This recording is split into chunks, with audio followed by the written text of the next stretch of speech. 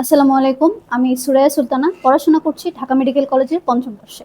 আজকে আমরা আয়ের একটি কেস নিয়ে আলোচনা করব, যেটি আমাদের প্রফের জন্য অনেক বেশি ইম্পর্টেন্ট। সেটি হচ্ছে ক্রনিক ড্যাক্রায়োসিস্টাইটিস। ক্রনিক ড্যাক্রায়োসিস্টাইটিস যে কোনো আয়ের কেসের ক্ষেত্রে আমাদের মেন টুল হচ্ছে এই যে টর্চ লাইট। যে কোনো আই এক্সামিনেশনের ক্ষেত্রে টর্চ অবশ্যই রাখবে। ক্রনিক ড্যাক্রায়োসিস্টাইটিস আমি আমার আগের ভিডিওতে বলেছিলাম, আয়ের ক্ষেত্রে আমাকে জাস্ট বলে দিবে যে রাইট অথবা লেফট আই এক্সামিন করো। কেস আইডেন্টিফিকেশন করার দায়িত্ব হচ্ছে আমার। আমি যখন চোখে টর্চ ফেলে দেখবো যে আইল্যাশগুলো ম্যাটেড আছে, মানে কি একটা দুই তিনটা মিলে একসাথে লেগে আছে, আইস লুক ওয়াটারি, অথবা ল্যাক্রিমাল স্যাক এরিয়াতে কোনো সাইন অফ ইনফ্লামেশন আছে, redness, hot, tenderness, any type of discharge, এগুলোর ক্ষেত্রে আমি ধরে নিব যে আমার কেসটা পড়েছে ক্রনিক ড্যাক্রায়োসিস্টাইটিস।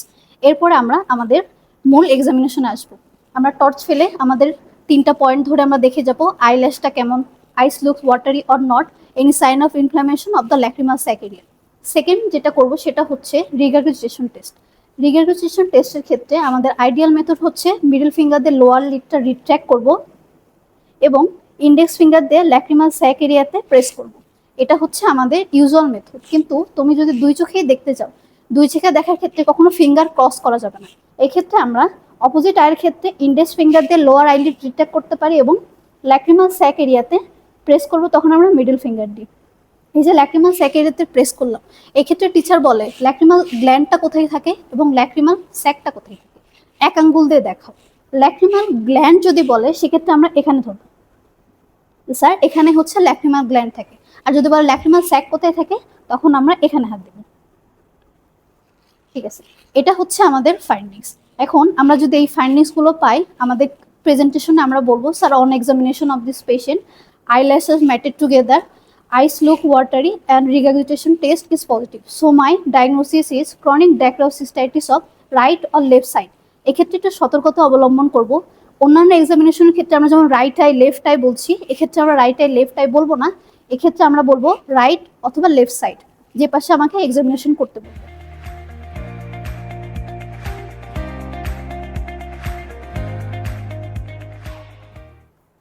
এখন আমি এক্সামিনেশন প্রসিডিউরটা ডেমনস্ট্রেট করে দেখাবো।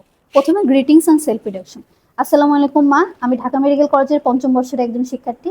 আমি আপনার কিছু পরীক্ষা করব, আপনাকে ব্যথা দিব না। আপনার কোনো সমস্যা হলে আমাকে জানাবেন। পেশেন্টের ক্ষেত্রে যেহেতু ফিমেল পেশেন্ট, আমরা একটা ফিমেল অ্যাটেন্ডেন্ট রাখবো এবং প্রপার প্রাইভেসি এনশিওর করবো। এরপর আমরা এক্সামিনেশনের দিকে যাবো। এক্সামিনেশনের ক্ষেত্রে পেশেন্টের আমরা আই লেভেলে থাকবো, পেশেন্টের সাথে আই লেভেল মেনটেন করবো, পেশেন্টের সাথে আই লেভেল মেনটেন করবো। এরপর আমরা টর্চ নিব। টর্চ নিয়ে আমাদের কেসের ক্ষেত্রে আমরা যেই চোখটা দেখব সেই চোখে দেখব এখানে আইল্যাশটা matted together or not, eyes look watery or not, আর ল্যাক্রিমাল স্যাক এরিয়াটা আমরা ভালো করে দেখব এখানে কোনো সাইন অফ ইনফ্লামেশন আছে কিনা।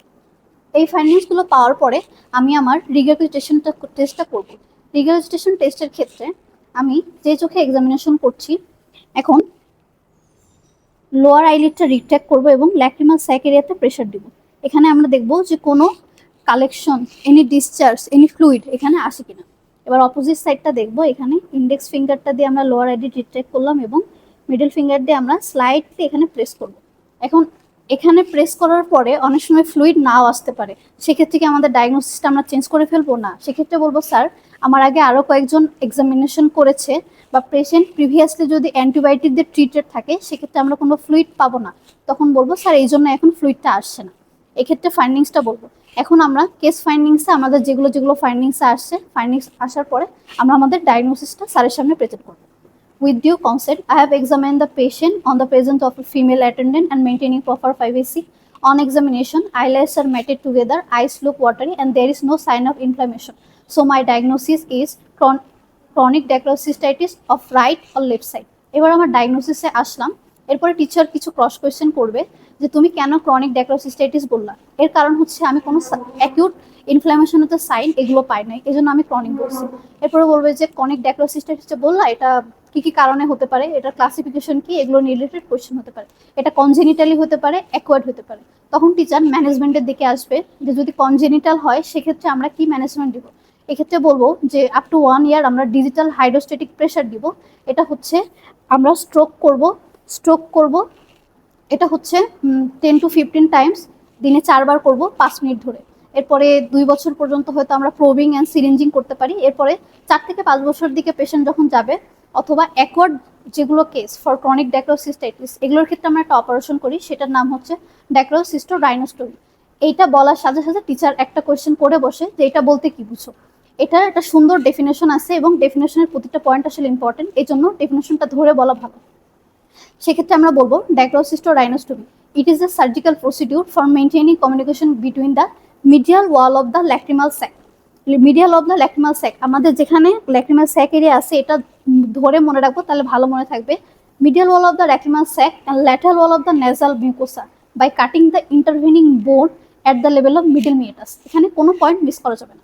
আচ্ছা, তুমি যে বললে ইন্টারভেনিং বোন, কোন কোন বোন কাটতে চাও, সেক্ষেত্রে আমরা বলবো যে হচ্ছে নেজাল প্রসেস, এই যে এখানে নেজাল প্রসেস, ইথময়েড বোন, ল্যাক্রিমাল বোন। কোনো কোনো বইয়ে 2টা আছে, কোনো কোনো বইয়ে 3টা আছে। যদি টিচার 3টা প্রেফার করে আমরা 3টাই বলে যাব, টিচার যদি বলে যে এটা বলা যাবে না তখন আমরা ওটা আর বলবো না।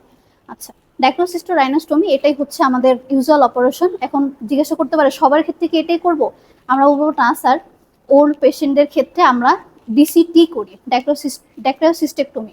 কেন এটা কেন করবা, কারণ হচ্ছে ওল্ড পেশেন্টের ক্ষেত্রে বোনটা ফ্র্যাজাইল থাকে, পেশেন্ট ডেবিলেটেড থাকে। এই ক্ষেত্রে যদি আমরা এই সার্জারি করি দেখা যায় যে পুরো ফেসের স্ট্রাকচারই চেঞ্জ হয়ে যাবে, বা একটা বোন আমরা ভাঙতে গিয়ে দেখা গেলো যে পুরো স্ট্রাকচারটা নষ্ট হয়ে গেল। এক্ষেত্রে আমরা এই অপারেশনটা অ্যাভয়েড করব। এখন তারপরে জিজ্ঞাসা করবে আচ্ছা কি কি ক্ষেত্রে আমরা এই অপারেশনটা কন্ট্রাইন্ডিকেটেড।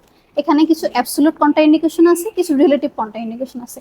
অ্যাবসলিউট কন্ট্রাইন্ডিকেশন এটা আমরা মনে রাখবো AM দিয়ে, এ ফর এনি ম্যালিগনেন্সি, আর এতে হচ্ছে অ্যাট্রোপিক রাইনাইটিস, আর এমতে হচ্ছে malignancy of the sec surrounding area, অথবা যদি মাল্টিপল ফিস্টুলা ফর্মেশন হয়ে যায় এক্ষেত্রে আমরা এই অপারেশন করব না।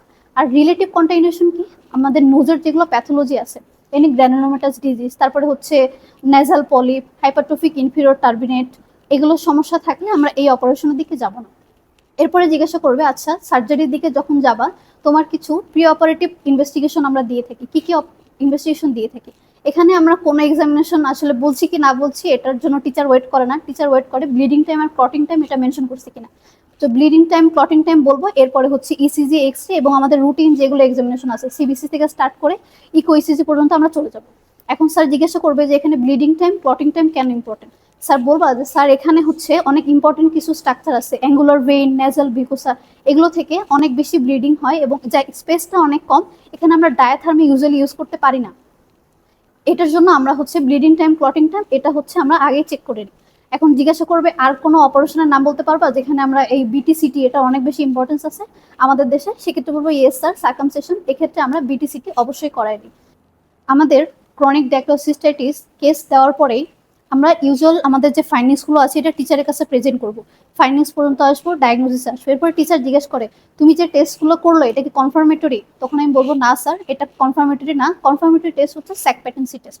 এখন স্যাক প্যাটেন্সি টেস্ট থেকে স্যাক প্যাটেন্সি টেস্টের জন্য কি কি আমাদের ইকুইপমেন্টস লাগে এবং এটার ইন্টারপ্রিটেশন এটা টিচাররা ধরেন। এটার ইন্টারপ্রিটেশন আমরা সুন্দর করে গুছাই বলে টিচাররা অনেক খুশি হয়। ইকুইপমেন্টসের ক্ষেত্রে প্রথমে হচ্ছে আমাদের একটা পাংটাম ডায়ালেটার লাগে, আমাদের চোখের যে এই যে এখানে পাংটাম আছে এই পাংটামটা ডায়ালেট করতে ডায়ালেটার লাগে, এটার নাম হচ্ছে নেটেল শেপ পাংটাম ডায়ালেটার। এরপরে আমরা যেহেতু ল্যাক্রিমাল স্যাকের এখানে এক্সামিনেশন করব, একটা ক্যানোলা ইউজ করা হয়, এটার নাম হচ্ছে ল্যাক্রিমাল ক্যানোলা। এরপর হচ্ছে ডিসপোজেবল সিরিঞ্জ, তাহলে আমরা ডিসপোজেবল সিরিঞ্জ নিলাম, এখানে আমরা ল্যাক্রিমাল ক্যানোলাটা লাগালাম, প্রথমে পাংটামটা ডায়ালেট করে নিলাম, এরপরে ডিসপোজেবল সিরিজের মধ্যে আমরা হচ্ছে নর্মাল স্যালাইন নিব, নর্মাল স্যালাইন নিয়ে পাংটাম যেটা আমরা ডাইলেটেড করা ছিল এখানে দেব। এখানে আমরা সারফেস অ্যানেস্থেসিয়া ইউজ করি 0.5% অক্সিবিপ্রোকেন। আমরা এরপরে হচ্ছে নর্মাল স্যালাইনটা দেওয়ার পরে জিজ্ঞেস করব বাবা আপনি মুখে কোনো তিতা স্বাদ পাচ্ছেন কিনা, কারণ আমাদের nasolacrimal duct it opens into the inferior meatus of the nose. তাহলে আমরা যখন নর্মাল স্যালাইনটা দিব উনি নাকে বা মুখে তিতা স্বাদ পাবে। এটা হচ্ছে ইউজুয়াল ফাইন্ডিং, মানে কি আমাদের যে থ্রু আউট দ্য পাথওয়ে এটা ইনট্যাক্ট আছে। এখন যদি এমন হয় আমি যেই পাংটামে দিলাম এই ক্যানালিকুলাস এই বরাবর এই ফ্লুইডটা আবার ব্যাক করছে, এটা মানে হচ্ছে সেম ক্যানালিকুলার ব্লক। যদি অপোজিট পাংটাম দিয়ে ফেরত আসে সেটাকে আমরা বলবো কমন ক্যানালিকুলার ব্লক। এখন এই যে আমরা যখন ফ্লুইডটা দিচ্ছিলাম এটা যদি দিতে আমাদের অনেক বেশি প্রেশার দিতে হয় এর মানে হচ্ছে পার্শিয়াল ব্লক। এটা হচ্ছে আমাদের ইউজুয়াল ফাইন্ডিংস, এটার ইন্টারপ্রিটেশনটা বলে আমরা ঠিক ব্লকটা কোথায় আছে এটা আইডেন্টিফিকেশন করতে পারি। এরপরে বলবো যে সার্জিক্যাল কিছু কমপ্লিকেশন তো আছে, এরপরে সার্জিক্যাল যখন কমপ্লিকেশন ধরবে আমরা প্রি অপারেটিভ এবং পোস্ট অপারেটিভ কমপ্লিকেশনের মধ্যে এভাবে ভাগ করে আমরা কমপ্লিকেশন গুলো বলবো। এটা ছিল হচ্ছে ক্রনিক ড্যাক্রায়োসিস্টাইটিস রিলেটেড ক্রস কোয়েশ্চেন। সবাইকে ধন্যবাদ।